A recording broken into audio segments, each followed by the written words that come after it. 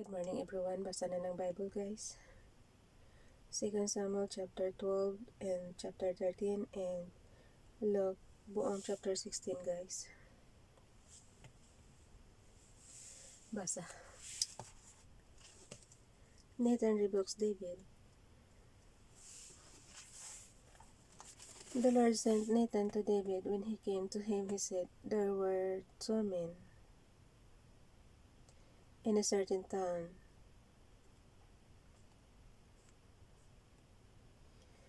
One rich and the other poor. The rich man had a very large number of sheep and cattle, but the poor man had nothing except one little ewe lamb he had bought to raise it, and it grew up with him and his children. It shared his food, drank from his cup, and even slept in his arms. It was like a daughter to him." So parang pet lang guys na yung kasama mo kahit sa pagtulog. Meron kami niyan. Si Hannah at si Sky. Now a traveler came to the rich man, but the rich man refrained from taking one of his own sheep or cattle to prepare a meal for the traveler who had come to him. Instead, he took the ewe lamb that belonged to the poor man and prepared it for the one who had come to him. David burned with anger against the man and said to Nathan, "As surely as the Lord lives, the man who did this deserves to die. He must pay for the lamb 4 times over, because he did such a thing and had no pity." Then Nathan said to David, "You are the man. This is what the Lord, the God of Israel, says. I anointed you king over Israel, and I delivered you from the hand of Saul. I gave your master's house to you, and your master's wives, maraming asawa guys, into your arms. I gave you the house of Israel and Judah," and it means, permitted siya. It means, with yung wives na, bigay ni Father God kay David talaga. "I gave the house of Israel and Judah, and if all this had been too little, I would have given you even more. Why did you despise the word of the Lord by doing what is evil in his eyes? You struck down Uriah the Hittites with a sword and took his wife to be your own." Yeah, kinuha niyo yung asawa ni Uriah. "You killed him with the sword of the Ammonites. Now therefore the sword will never depart from your house." Oo, sinabak niya sa gera si Uriah, diba? Kaya namatay. "Now therefore the sword will never depart from your house, because you despise me and took the wife of Uriah the Hittite to be your own." So verse 11 guys. "This is what the Lord says, out of your own household I am going to bring calamity upon you before your very eyes. Before your very eyes, I will take your wives and give them to the one who is close to you." Hala, ibibigay yung asawa niya sa iba. "And he will lie with your wives in broad daylight. You did it in secret, but I will do this thing in broad daylight before all Israel." Then David said to Nathan, "I have sinned against the Lord." Nathan replied, "The Lord has taken away your sin. You are not going to die. But because by doing this you have made the enemies of the Lord show utter contempt, the son born to you will die." Oh. After Nathan had, sa verse 15 guys. After Nathan had gone home, the Lord struck the child that Uriah wife. Kawawa naman yung bata. After Nathan had gone home, the Lord struck the child that Uriah's wife had born to David, and he became ill. Kawawa naman yung bata. Yan ang David pleaded with God for the child. He fasted and went into his house and spent the nights lying on the ground. The elders of his household stood beside him to get him up from the ground, but he refused, and he would not eat any food with him. On the 7th day, the child died. Hala, namatay yung bata. Yung sa pagdating ng 7 araw. David's servants were afraid to tell him that the child was dead, for they thought, While the child was still living, we spoke to David, but he would not listen to us. How can we tell him the child is dead? He may do something desperate. David noticed that the servants were whispering among themselves, and he realized that the child was dead. Is the child dead? He asked. Yes, they replied, he is dead. Then David got up from the ground. After he had washed, put on lotions, and changed his clothes, he went into the house of the Lord and worshipped. Then he went to his own house, and at his request they served him food, and he ate. His servants asked him, Why are you acting this way? While the child was alive, you fasted and wept. But now that the child is dead, you get up and eat. Baliktad nga naman. He answered, While the child was still alive, I fasted and wept. I thought, who knows? The Lord may, the Lord may be gracious to me and let the child live. But now that he is dead, why should I fast? Can I bring him back again? I will go to him, but he will not return to me. Then David comforted his wife Bathsheba, and he went to her and lay with her. She gave birth to a son, and they named him Solomon. Oh, so yung unang anak nila namatay, tapos ngayon yung pangalawa pinangalanan nila ng Solomon. So mahal talaga ni David si Bathsheba. Bathsheba. The Lord loved him, and because the Lord loved him, he sent word through Nathan the prophet to name him Jedidiah. Oh, pinalitan yung Solomon ng Jedidiah.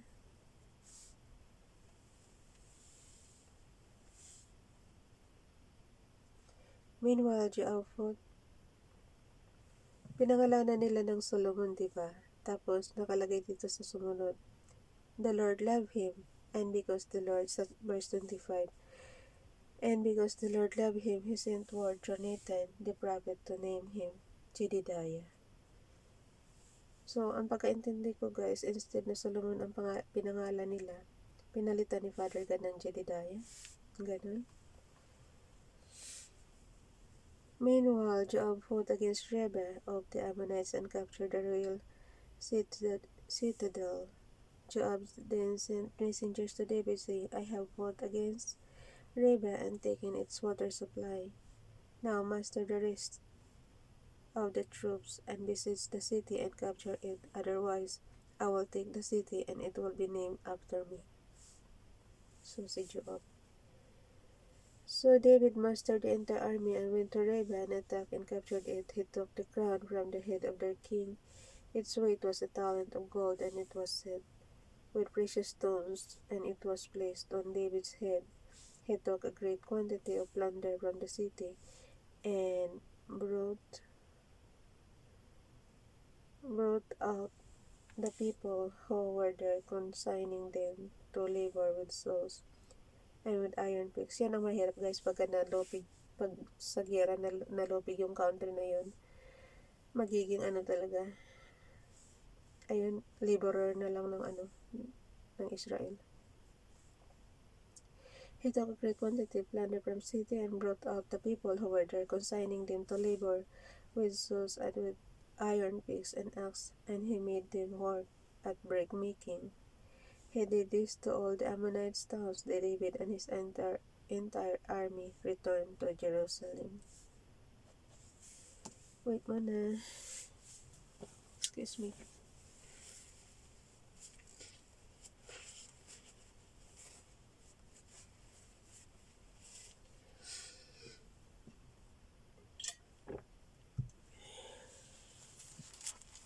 Dito na tayo sa chapter 13.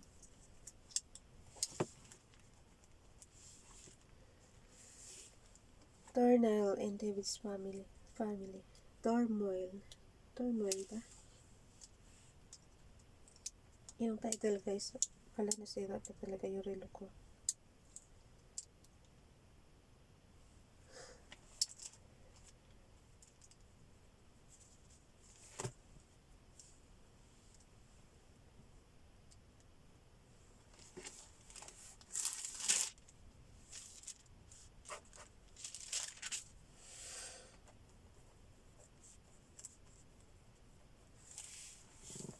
Okay, basta. Turmoil in David's family. Amnon, Amnon and Tamar. Yun ang title. In the course of time, Amnon, son of David. Oh, anak pala ni David si Amnon. Amnon.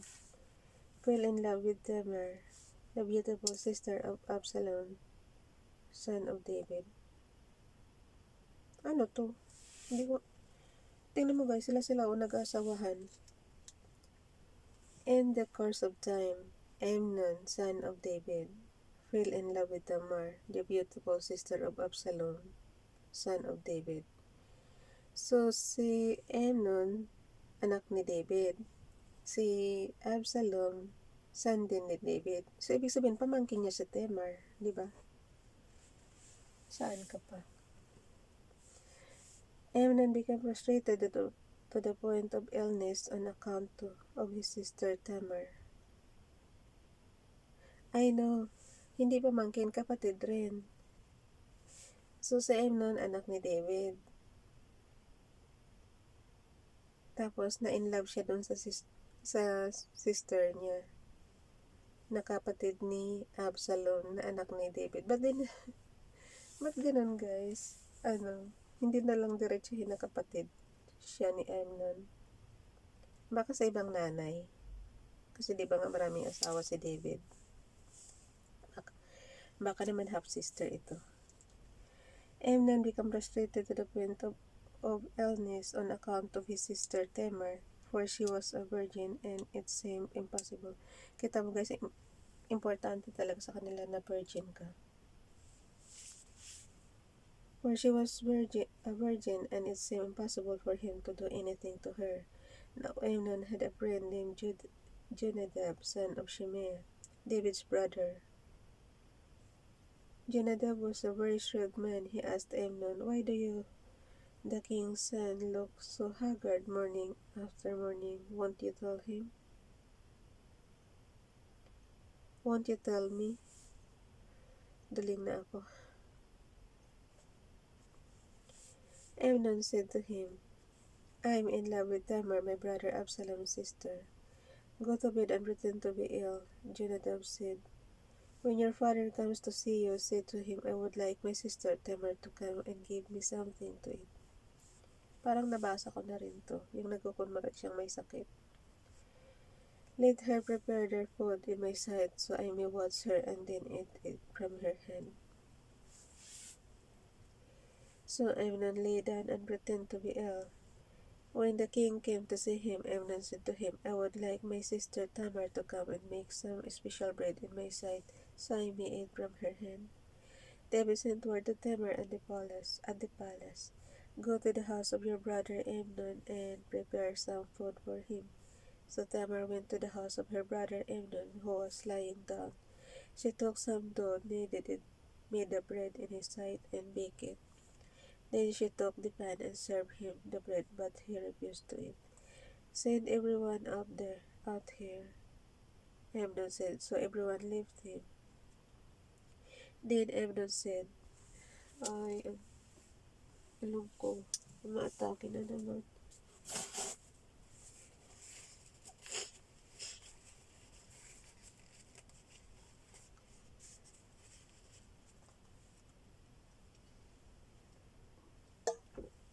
Ang dami naman nating hindrances. Kundi pumipiyok yung ilong, kundi yung ilong yung tiyan. Ganun lang kahirap magbasa guys. So, sa madaling araw, ang hirap na gumising, ang hirap pa magbigkas. Sa verse 9, refused to eat. Send everyone out here, Amnon said to everyone, left him. Then Amnon said to Tamar, "Bring the food here into my bedroom so I may eat from your hand." And Tamar took the bread she had prepared and brought it to her brother Amnon in his bedroom.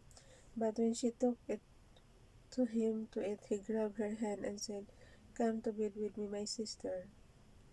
"Don't, my brother," she said to him. Don't force me, such a thing should not be done. In Israel, don't do this wicked thing. What about me? Where could I get rid of my disgrace? And what about you? You would be like one of the wicked fools in Israel. Please speak to the king. He will not keep me from being married to you. But he refused to listen to her, and since he was stronger than she, than she, he raped her. Tignan mo yung kapatid, ni-rape yung kapatid. Kasi ni-rape yung kapatid niya si Tamar. Then Amnon hated her with intense hatred. In fact, he hated her more than he had loved her. Amnon said to her, "Get up and get out." Oh. Pagkatapos niyang na-rape, galit na galit siya. No, she said to him, "Sending me away would be greater wrong than what you have already done to me."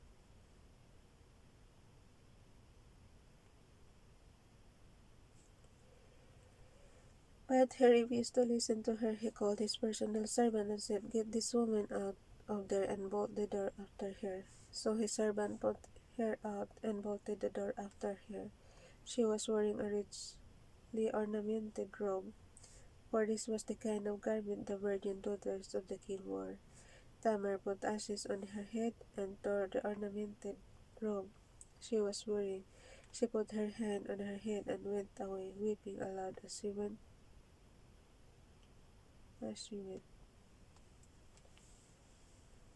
Her brother Absalom said to her, "Has the Amnon your brother been with you?"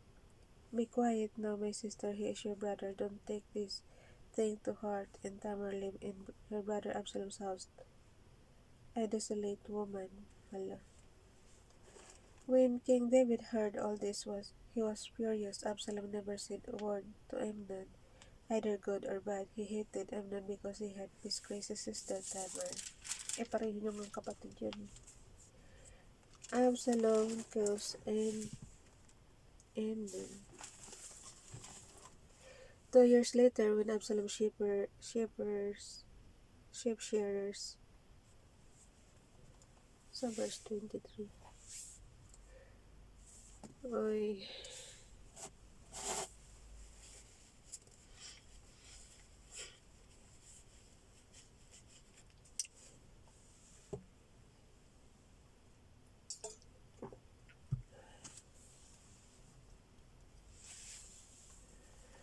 Two years later, when Absalom's sheep shearers were at Baal Hazor, near the border of Ephraim, he invited all the king's sons to come there. Absalom went to the king and said, "Your servant has had shearers come." "Will the king and his officials please join me?" "No, my son," the king replied. "All of us should not go. We would only be a burden to you." Although Absalom urged him, he still refused to go but gave him his blessing. Then Absalom said, "If not, please let my brother Amnon come with us."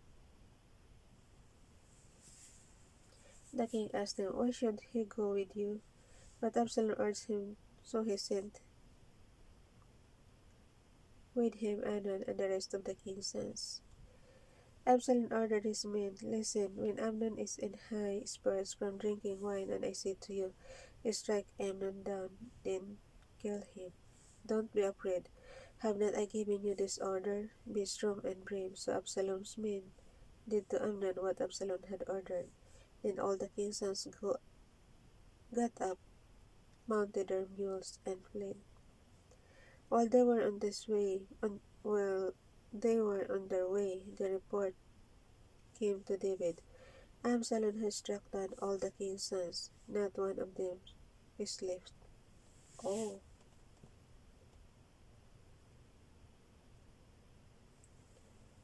Lahat ng anak ni David?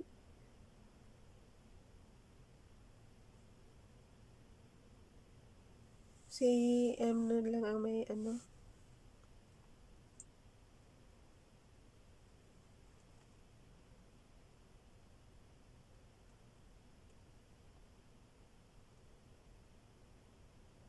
Pero si Amnon lang ang pinapapatay, diba? Then all the king's sons got up, mounted their mules, and fled. Oh, tumakas na. While they were on their way, the report came to David, Absalom has struck down all the king's sons. Not one of them is left. The king stood up, tore his clothes, and lay down on the ground, and all his servants stood by with their clothes torn.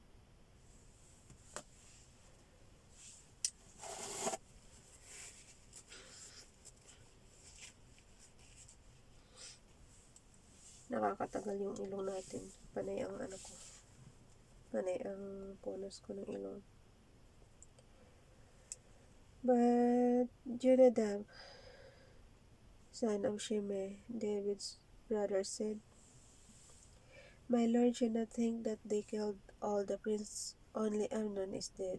Yes, this has been Absalom's expressed intention ever since the day Amnon raped his sister Tamar. My lord the king should not be concerned about the report that all the king's sons are dead, only Amnon is dead. So, mali yung report, guys. Ang alam ko nga tumakas yung mga diba?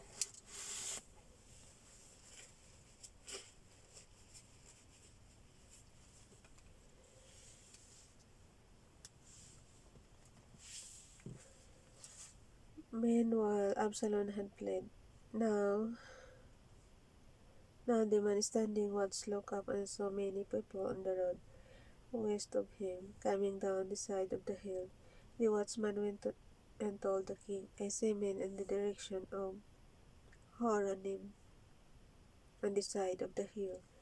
Jonadab said to the king, See, the king's sons are here. It has happened just as your servant said. As he finished speaking, the king's sons came in. Wailing loudly, the king too and all his servants wept very bitterly. Absalom fled and went to Talmai, son of Ammihud, the king of Geshur. But King David mourned for his son every day. After Absalom fled and went to Geshur, he stayed there 3 years. And the spirit of the king longed go to Absalom, for he was consoled concerning Amnon's death. So, hanggang dyan lang tayo. Bukas na yung chapter. Wala. Yung chan ko. Sabi ko sa inyo, kundi yung ilong chan. Daming hindrances sa pagbabasa, guys. Lalo na ganitong kagigising lang natin. So, dito na tayo sa Luke chapter 16.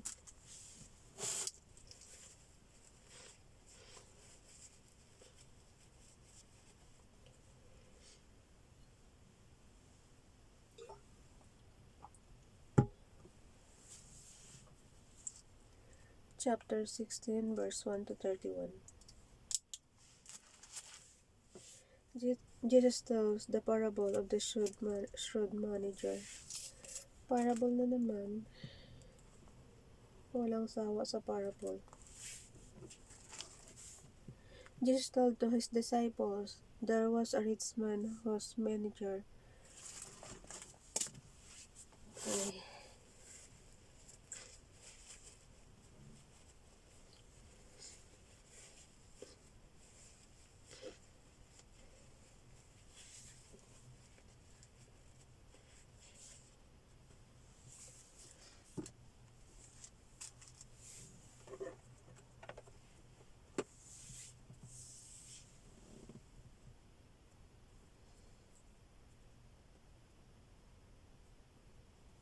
takpan ko na lang kaya yung camera. Habang nagbabasa tayo, takpan na lang yung camera. No, ganyan talaga, guys. Masanay na. Jesus tells the parable of the shrewd manager. Jesus told his disciples there was a rich man whose manager was accused of wasting his possessions. So he called him in and asked him. Parables lang to, ha?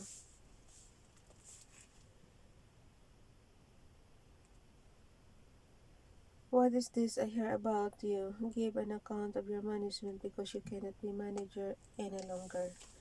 The manager said to himself, what shall I do now? My master is taking away my job. I'm not strong enough to dig and I'm ashamed to beg. I know what I'll do so that when I lose my job, her people will welcome me into their houses.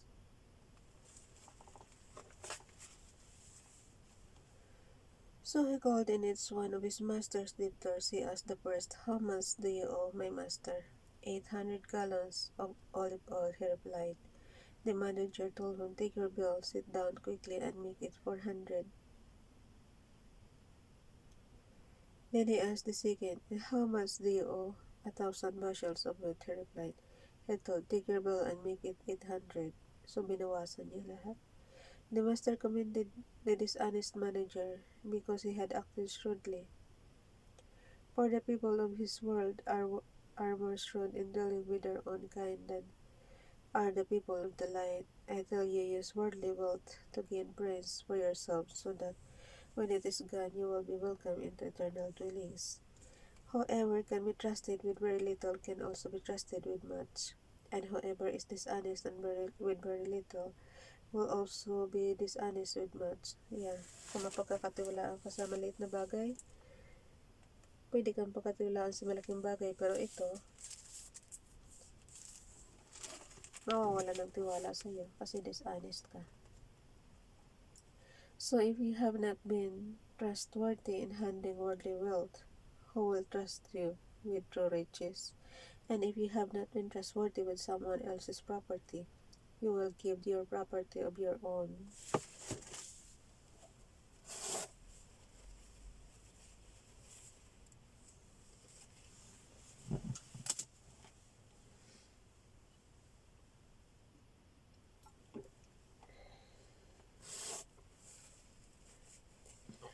Ubus na tuwig ko, hindi pa tayo tapos sa pagbabasa. Property of your own.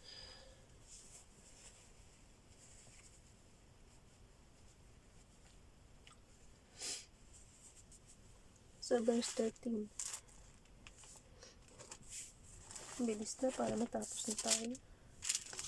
Sinusumpong na yung ilong ko.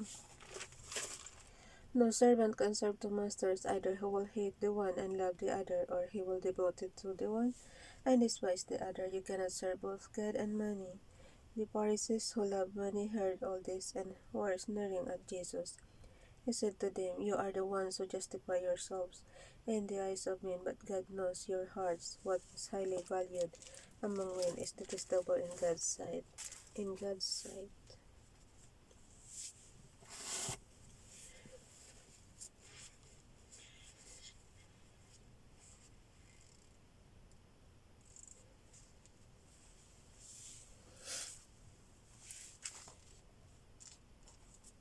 Verse 16.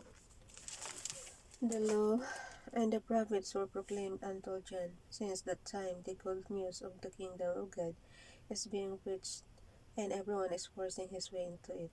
It is easier for heaven and earth to disappear than for the least stroke of a pen to drop out of the law. Anyone who divorces his wife and marries another woman commits adultery. So kahit makipag-divorce ka guys, pag nag-asawa ka ulit, adultery pa rin yan. And the man who marries divorced woman commits adultery. So pag divorce mo lang, hindi ka rin pwede mag-asawa. Jesus tells about the rich man, kasi adultery pa rin siya eh. Ayan o. Anyone who divorces his wife, sa verse 18 guys, and marries another woman commits adultery. Ay, di ba nga ano yan ni Moses? Do not commit adultery. So, pag nag-divorce, ibig sabihin hindi pwede mag-asawa. Pero si King David, di ba ang daming asawa? pero pinayagan siya. Jesus talks about the rich. Kaya minsan hindi ko rin maano yung yung chan ko, wala na. Pag umangal ka, aangal din siya.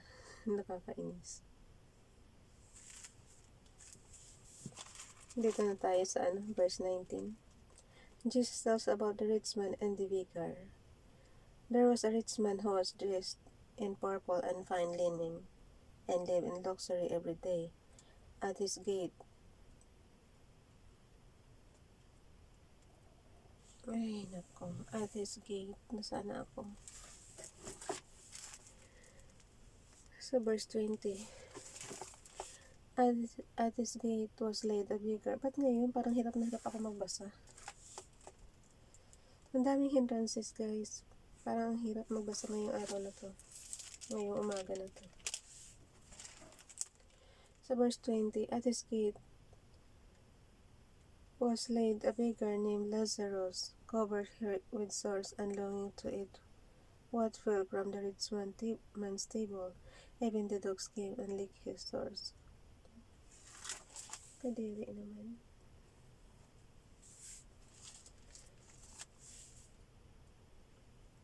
Parables lang to Parang inaano lang to ni Jesus yata. Ay.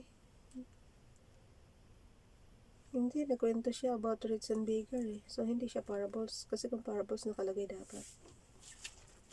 Pero bakit naman kasi dinidilaan pa ng dogs? The time came when the beggar died and the angels carried him to Abraham's side. The rich man also died and was buried. Oh, ito yung inaano ko guys, pagka-conflict masyado. Iniisip ko, paano nalalaman na yung nung mamatay si Lazarus, dinala sa side ni Abraham. Doon ako laging may may nakakakita ba? Ganun. Yun ang ibig. Yun lagi kong, ay nako. Ang galit pati tiyan ko. Huwag na magtanong, huwag na mag-react. Ganun na lang kasimple. Kasi pati tiyan ko nagre-react to sa akin. Huwag na tayo mag-react, basa na lang. Ay nako. Kaya nga nakalagay dito, the rich man also died and was buried in hell where he was in torment. He looked up and saw Abraham far away with Lazarus by his side. Yung writer nito, nakikita ba kaya to? Yun ang lagi ko talagang sinasabi. So he called to him, Father Abraham, have pity on me, and send Lazarus to dip the tip of his finger in water and cool my tongue, because I am in agony in this fire. But Abraham replied, Son, remember that in your lifetime you received your good things, while Lazarus received bad things. But now he is comforted here, and you are in agony. So, ibig sabihin, pag mayaman ka dito sa mundo, hindi ka pwede mapunta sa langit. Ganun ba? Bias yung writer. And besides all this between us, reaction lang yan guys kasi hindi naman lahat kasi ng mayaman masama, di ba? And besides all this between us and your great Chason has been fixed, so that those who want to go from here to you cannot nor can. Ay nako. Ba't lagi umano yung tiyan ko ngayon? Tigil na tayo sa reaction. Ayoko na.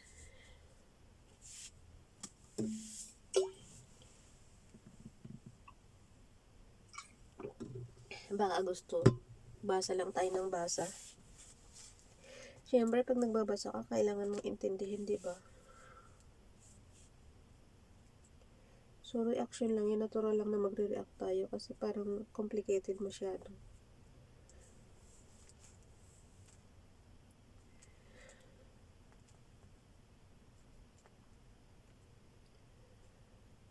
It cannot nor can anyone cross over from there to us. So, verse 27. He answered, Did I beg you, Father, send Lazarus to my father's house? For I have 5 brothers. Let him warn them, so that they will not also come to this place of torment. Abraham replied, They have Moses and the prophets. Let them listen to them. No, Father Abraham, he said, but if someone from the dead goes to them, they will repent. So, biro mo yun, guys. Ibig sabihin, nakikita to ng writer. Yung mga sinasabi ni Jesus. He said to him, If they do not listen to Moses and the prophets, they will not be convinced, even if someone rises from the dead. Kasi nga, nasa sa panampalataya mo yan. Kahit magpadala ka pa ng patay. Eh, di ba nga nung nabuhay si Jesus, nabuhay din yung mga holy people. So, doon pa lang, dapat sarili mong pananampalataya. Hindi kailangan yung ibang tao mag-testify or what.